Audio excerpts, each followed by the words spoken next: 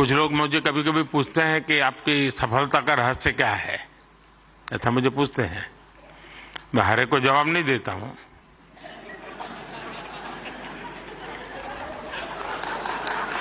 कोई रेस्टोरेंट वाला अपना किचन दिखाता है क्या?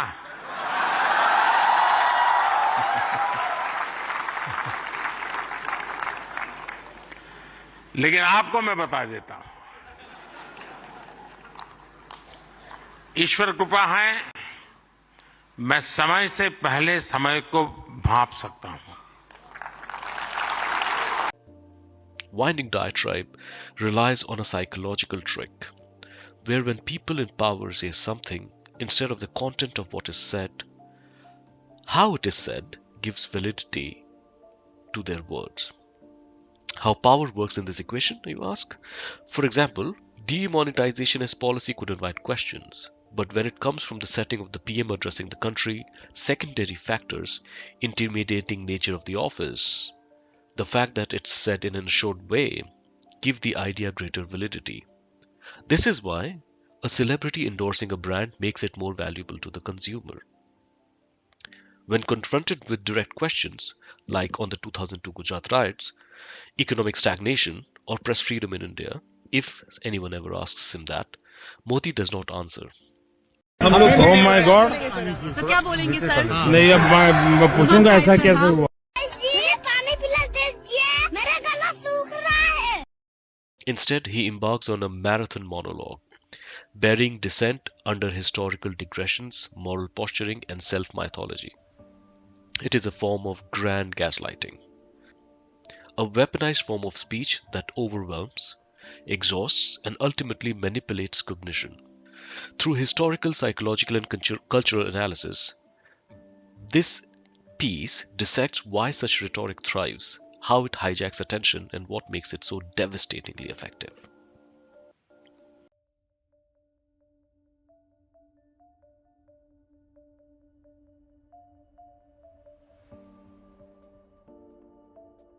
All of these disparate worlds and communities and cultures, what would it be?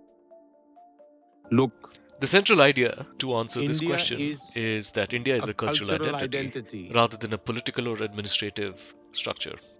And that is lost within this lengthy exposition on language, variations, religious traditions, and ritualistic practices.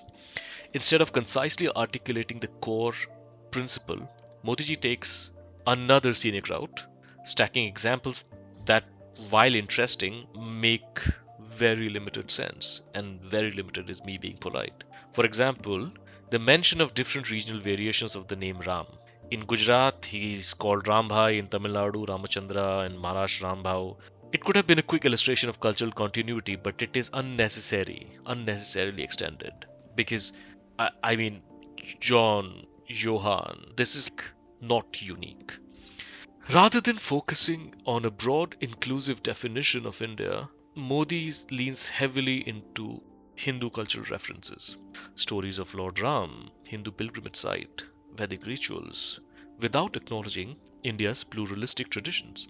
While these examples might be part of the answers, they dominate his response, creating an impression that Indian unity is exclusively Hindu. At various points, Modi suggests that India's unity is cultural rather than administrative, but he never defines what that cultural bond actually is. Instead, he keeps looping through examples that imply unity without articulating a clear thesis. For example, pilgrimage traditions played a key role in preserving this unity. India's unity lay in cultural bonds. What does this mean?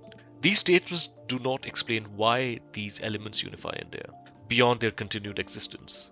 The response would be stronger if we explicitly defined India's cultural unity, whether in shared philosophical traditions, linguistic commonalities, or historical interactions, before jumping into examples. Friedman asks a broad, modern political philosophical question: what is the foundational idea that unites India?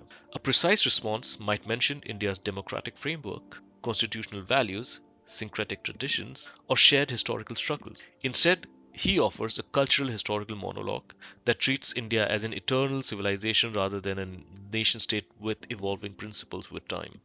His response suggests that India is fundamentally Hindu, which is not a surprise to me, but also subtly dismisses the idea of India as a modern, inclusive nation bound by legal and democratic principles. It takes a long, indirect path instead of answering the question succinctly. Over-explains religious and cultural examples without synthesizing them into a clear argument. Leans heavily into Hindu-centric traditions, sidelining India's broader pluralism. Repeats the idea of cultural unity without precisely defining what the unity consists of. For a more effective response, I will share this video of India's first Prime The Minister. diversity of India is tremendous. It is obvious.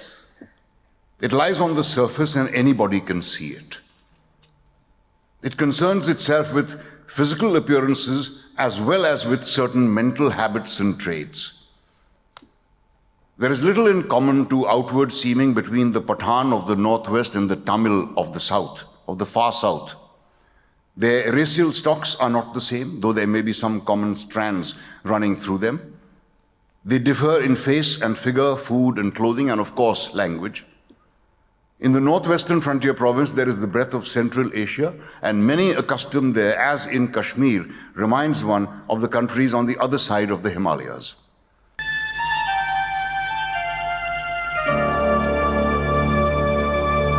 मिले सुर मेरा तुम्हारा तो सुर बने हमारा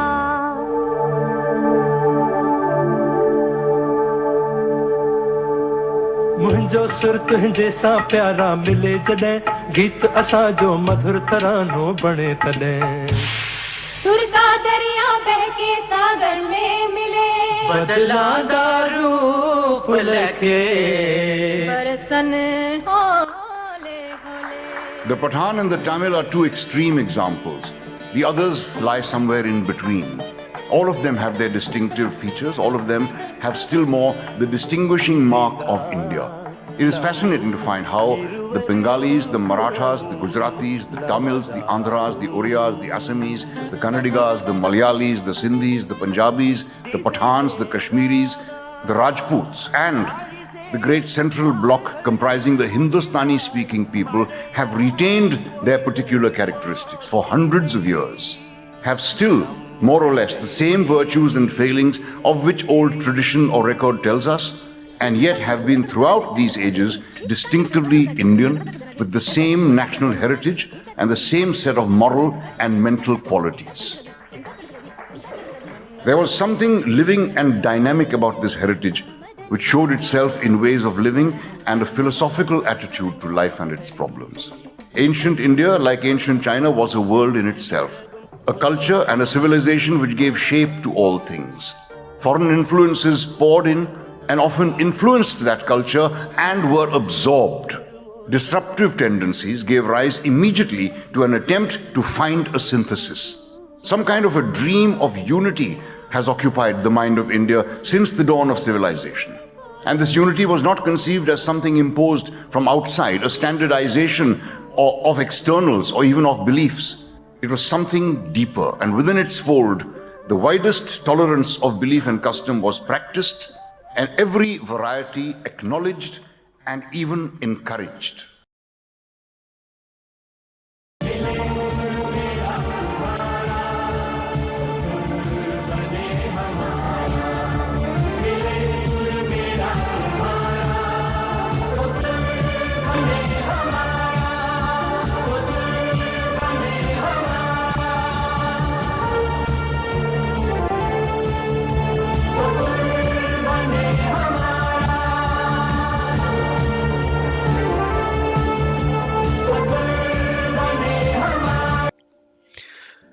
The winding diatribe is not a modern invention.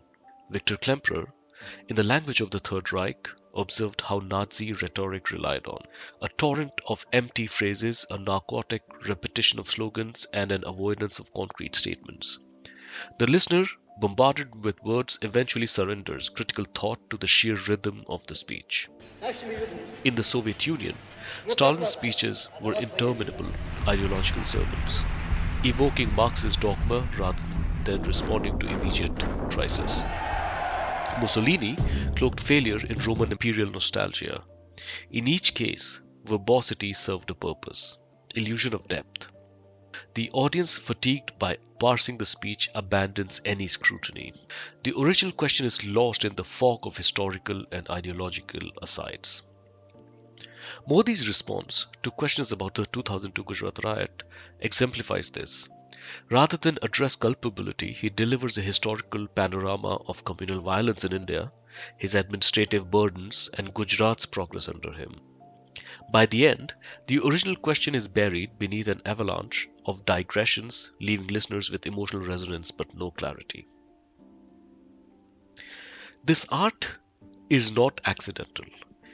It is a systemic feature of authoritarian and populist regimes, perfected over centuries to bewilder, pacify, and ultimately control the masses. Modern leaders like Narendra Modi, Trump, and Jair Bolsonaro employ verbal excesses not merely as a stylistic quirk, but as a calculated mechanism of ideological reinforcement. It might seem pointless to some, but it makes the case for authority. Think about Donald Trump and his famous "the weave" during the last election campaign. In an age where brevity is power, why does verbosity persist? Psychological science provides an answer: the illusion of explanatory depth. As Daniel Kahneman and Amos Tversky have shown, people mistake complexity for profundity. Robert J. Lifton's studies on thought reform reveal how cults induce compliance.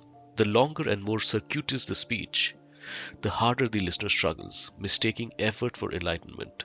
But take a moment and think about all the years of Sanskrit, which was never the language of masses, being the language of the priestly class. And even today, a lot of the shloks and mantra that are used in our cultural system are needlessly convoluted, just so that language can become a mechanism of gatekeeping. When Modi evokes questions on employment by talking about 1200 years of slavery, he's not simply misdirecting. He's engaging in a historically conditioned strategy of rhetorical displacement.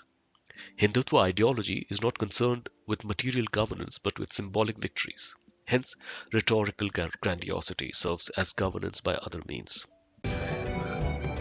पढ़ा जाता है तो यूं मैं ऐसे नहीं पढ़ता पूरा पेज ऐसे और मैं ऐसे रख देता हूँ।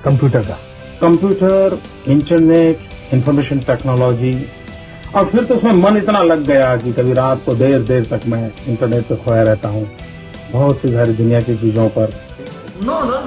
मैंने कॉलेज देखा नहीं है। मित्रों, मुझे परमात्मा ने जब बनाया तो उसके जो आईटी प्रोफेशनल्स थे, उन्होंने ऐसा सॉफ्टवेयर डाला है कि मैं छोटा सोच ही नहीं सकता। Foucault's concept of discourse as power is crucial here. The winding diatribe does not merely confuse, it structures reality.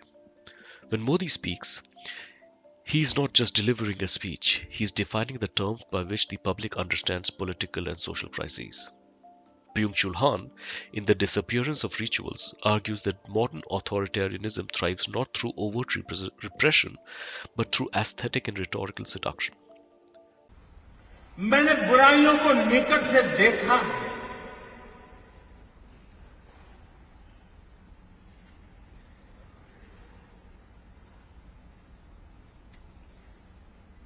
देशवासियों की तकलीफ समझता हूं,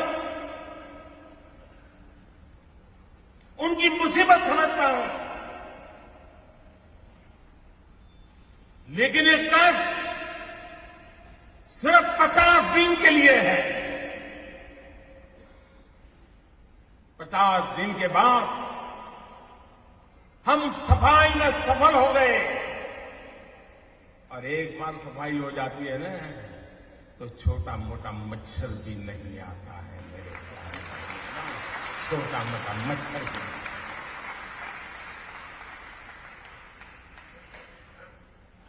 मुझे विश्वास है मैंने लड़ाई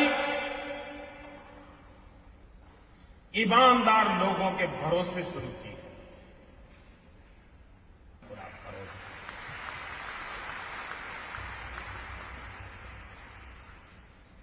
और आप कल्पना नहीं कर सकते कैसे कैसे लोगों का डूब रहा है। मां गंगा को भी आश्चर्य हो रहा है। कल जो चवन्नी नहीं डालते थे, आज वो नोट पे बहाने आ रहे हैं। The endless repetition of grievances and triumphs in Modi's speeches is not about conveying facts, but about sustaining an emotional regime of nationalistic exaltation. Neoliberalism's political machinery has transformed governance into performance. Wendy Brown's analysis of neoliberal rationality suggests that leaders like Modi function less as policymakers and more as brand managers of national sentiment. The winding diatribe serves as an anesthetic, numbing audiences to the material consequences of policy failure. Modi's rhetoric does not merely mask reality, it constitutes a new reality. The focus on grand historical narratives and Hindu civilization resurgence distract from economic stagnation, just as Bolsonaro's tirades against globalist elites distract from his disastrous handling of the Amazon rainforest. Same with Donald Trump and his current tariff wars. When bombarded with excessive information, anecdotes, Sanskritized flourishes, and historical grievances, the brain defaults to shortcuts. Rather than critically engaging, the audience absorbs a general feeling of grandeur. This is what Hannah Arendt termed as the banality of evil, not the spectacular cruelty of dictatorial speeches, but the dulling effect of their repetition. Lifton's theory of thought reforms also applies. Just as cults employ linguistic excesses to dissolve individual critical faculties, Modi's speeches overload cognitive processing, inducing passive agreement. The winding diatribe thrives in a media landscape that rewards spectacle over substance. Modi दुनिया के प्रधानमंत्री बनेंगे क्या? अब आप कहेंगे दुनिया का प्रधानमंत्री, ये कैसे संभव है, ये क्या है? इसका चैप्टर खोलूंगा और आपको विस्तार से बताऊंगा कि क्या कह रहा हूं और क्यों कह रहा हूं। कमरा लॉक करके क्यों बैठ गए हैं चीन के राष्ट्रपति जिनपिंग? आज इसके बारे में भी बात होगी। News channels, desperate for content, amplify Modi's verbosity without critique. Social media, favoring viral moments over nuances, turns long-winded rhetoric into consumable sound bites, ironically reinforcing its power. You will have seen a lot of one tight slap to liberal type video. However, history offers counter strategies. Think about a speech like Tryst with Destiny. Not in the age of virality, but it still is viral. What is that one thing from one of the speeches of Modi that you can remember as clearly as a tryst with destiny? Verbosity is not a sign of wisdom, but of decay. If democracy dies not in darkness, but in the dazzle of empty words, then clarity is its antidote. To counteract the winding diatribe, we must demand brevity and precision from politicians rather than amplifying evasive rhetoric. Public education should emphasize critical engagement with political speech or speech of any kind, teaching citizens to recognize and resist manipulative verbosity. But perhaps the most unsettling question still remains. Do we, as audiences, secretly crave the spectacle of verbosity? Is clarity too demanding? Until we confront this complicity, we remain entranced by this language, mistaking winding corridors for some kind of wisdom.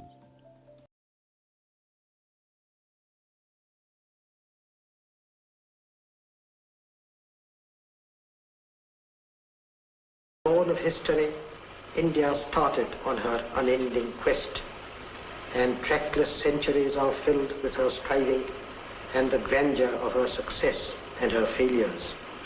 Through good and ill fortune alike, she has never lost sight of that quest or forgotten the ideals which gave her strength. We end today a period of ill fortune, and India discovers herself again.